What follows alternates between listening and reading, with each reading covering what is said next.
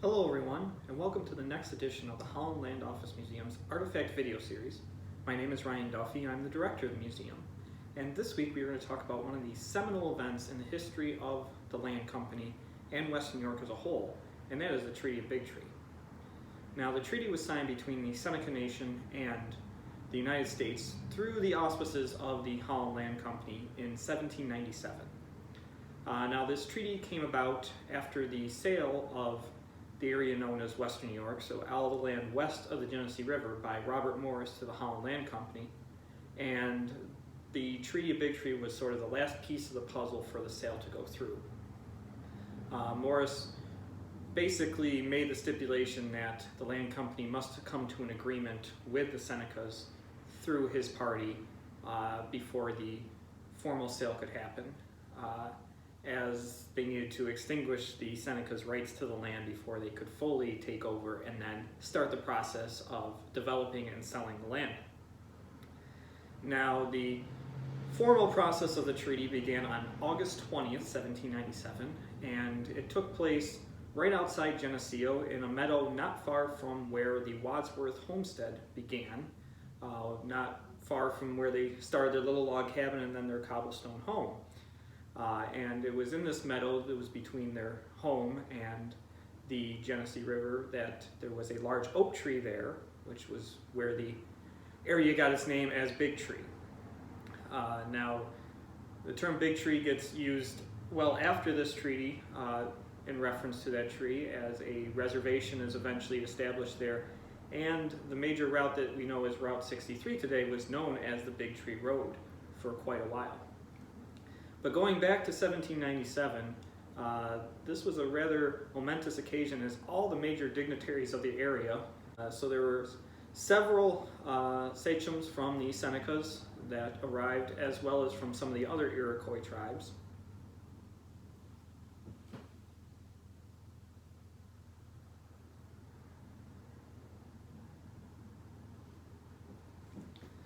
At least some of the chiefs present were Corn Planter, Red Jacket, Young King, Little Billy, Handsome Lake, among many others.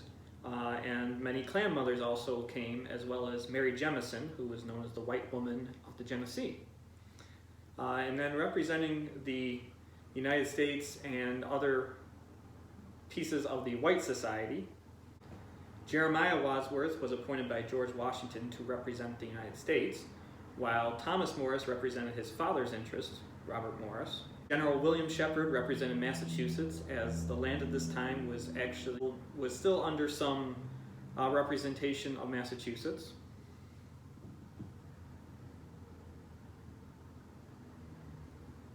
William Bayard, who also had some of his own properties in the area, represented New York State. And then representing the land company itself was Theophilus Casanova and Paula Busti, who were the two general agents of the land company at that time. And also there was Joseph Ellicott as the surveyor of the eventual area. You had James Reese, who was the acting secretary, interpreters at the proceedings in the guise of Horatio Jones and Jasper Parrish. So all these people were at this proceedings to get a treaty done, along with about 3,000 other Native Americans. Now, the American representatives and those from the land company actually stayed at the Wadsworth home, while the Senecas actually built a council house on the spot so that they could meet there and discuss their own parts of the treaty without having to deal with the other side. Now, the proceedings lasted almost a month before it was eventually signed on September 15th. And this was basically the work of Red Jacket, who saw the writing on the wall and fought very hard to try to prevent the other chiefs from signing the first deal that came up, and trying to get as much out of their counterparts as possible. Now, the treaty that is eventually signed really comes about after a 4-day celebration, you could say, which large amounts of alcohol was provided, and this sort of loosened up the inhibitions of the Seneca leaders and allowed for much easier time in signing the treaty. Now, the terms of the treaty were not even in any sense, and were lopsided in many degrees. But I think it's also a testament to Red Jacket that the terms were what they were, because they could have been much worse for the Senecas. So essentially the terms broke down this way. The Senecas were to receive $100,000 for the ceding of about 3 million acres of their own land. Now this was $100,000 in bonds, so it would be given through the United States and not through Robert Morris or the Holland Land Company. And it would be paid out in 6% annually, so about $6,000 a year. Now that $100,000 in 1797 would be worth in the billions today, so it was a large amount of money. However, the Senecas did not see all of that money, as eventually the payments dried up. On top of that, the Senecas were then reserved about 200,000 acres that was then kept for their own land, and this was spread out across 10 reservations.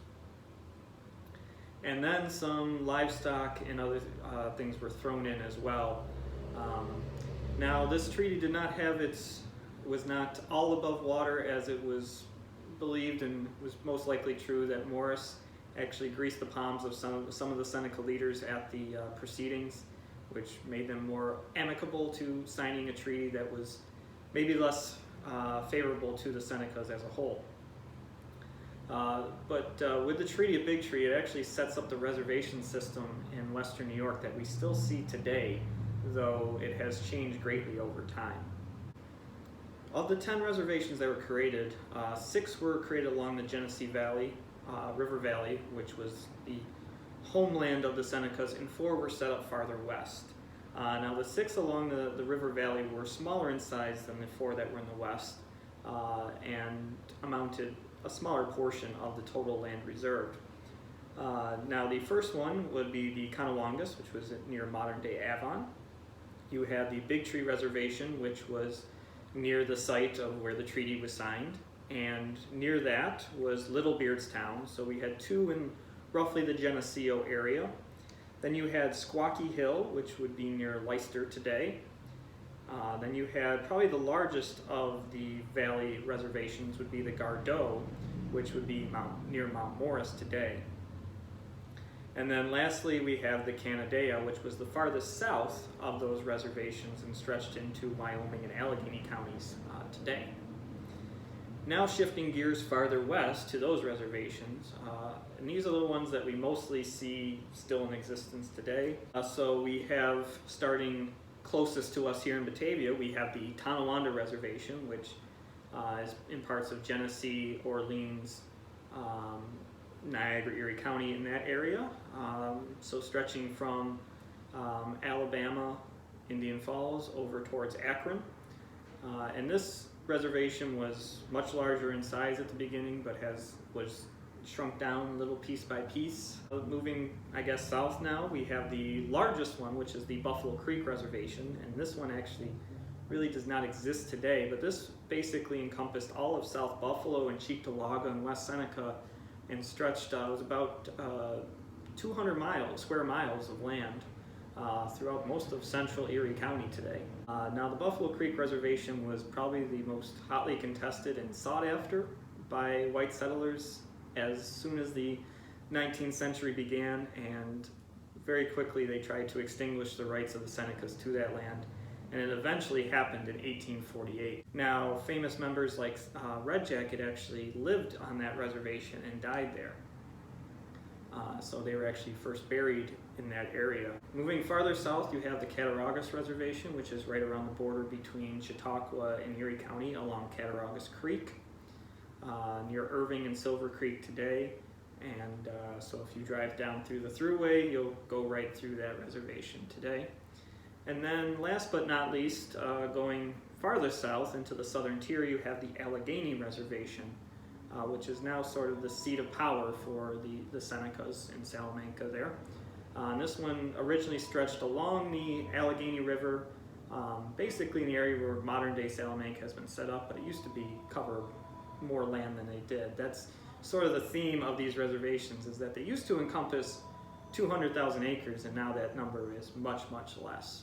I want to thank you for watching this next edition of our Artifact video series. I hope you enjoyed it. And as always, if you've missed any in the past, we're up over 30 videos now, so you can go to our YouTube channel, Holland Land Office Museum, and check them out.